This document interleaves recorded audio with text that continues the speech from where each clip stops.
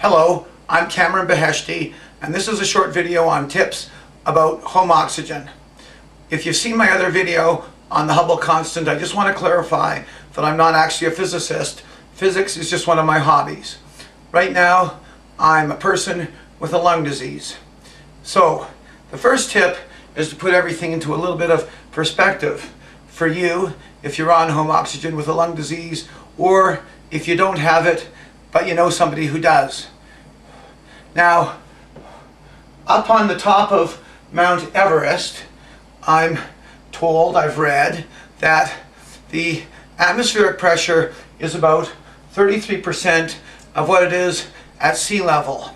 And that means that if you're up at the top of Mount Everest, every time you take a breath of air, your lungs are only getting 33% of the oxygen they normally get when you take a breath at home. And that's one reason why it's so difficult and dangerous to climb to the top of Mount Everest. And so many climbers use portable oxygen tanks, and only a very few risk it without portable oxygen. Now let's put things into perspective.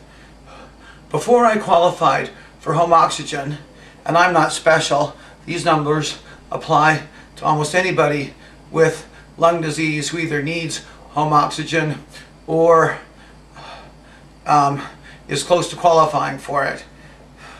Okay, so before I qualified for home oxygen, my lungs had shrunk because of my lung disease to 57% of the size they were supposed to have for a man of my height and age.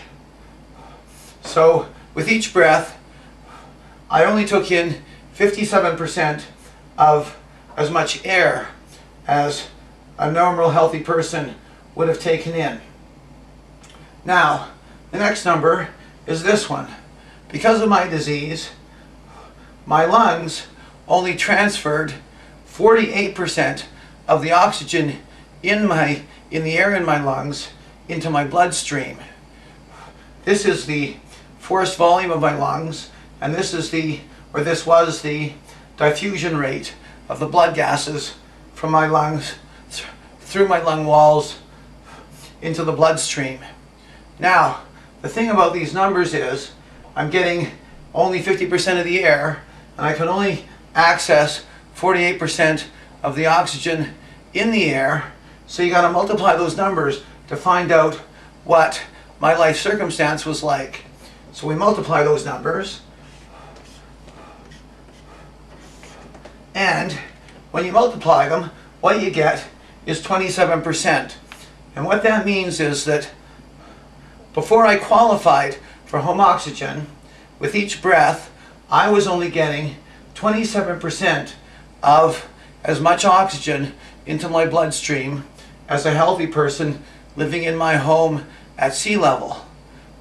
So now we have a little perspective. With each breath, I was getting just about the same, maybe a touch less, oxygen into my bloodstream as somebody standing at the top of Mount Everest. Now we know climbers at the top of Mount Everest have a terrible time because there's not enough oxygen. Well, guess what? For people with advanced lung disease, they're living in the same kind of an oxygen environment. So everything they do is just as difficult for them in terms of running the muscles in their body that need oxygen as it is for somebody doing the same thing up there. Now, of course it's not the same. These people are dealing with extreme cold, extreme levels of wind, snow, ice, danger, and tremendous physical activity.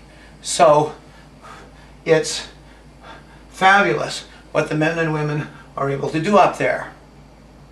We don't do that, not by a country mile. On the other hand, these people are only on top of the mountain trying to do their physical activity in 33% oxygen for about 2 days. People with advanced lung disease are living every day in that same kind of an oxygen environment, day in, day out, for weeks and months, and so on. That's one reason why we sleep so much and do so little and are tired so much and have so much trouble thinking.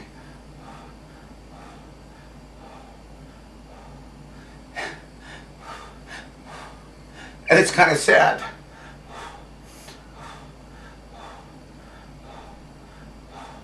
Gotta catch my breath. Just a minute.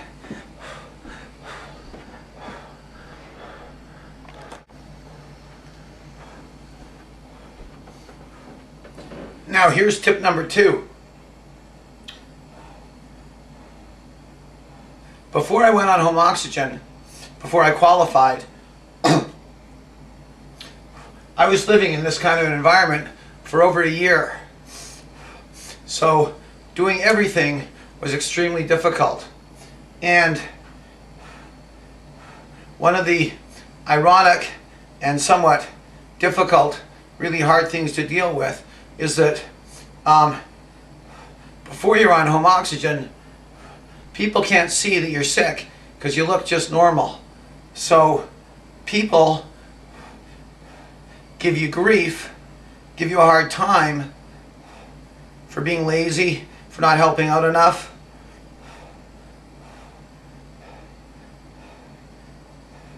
Stuff like that. My wife didn't. She was great. So I'm very lucky.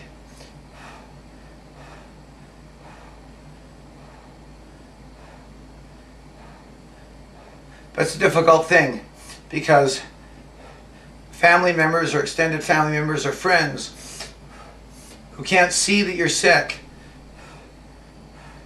really don't get it. Why you can't go to work, why you nap, why taking a shower is a half-day activity.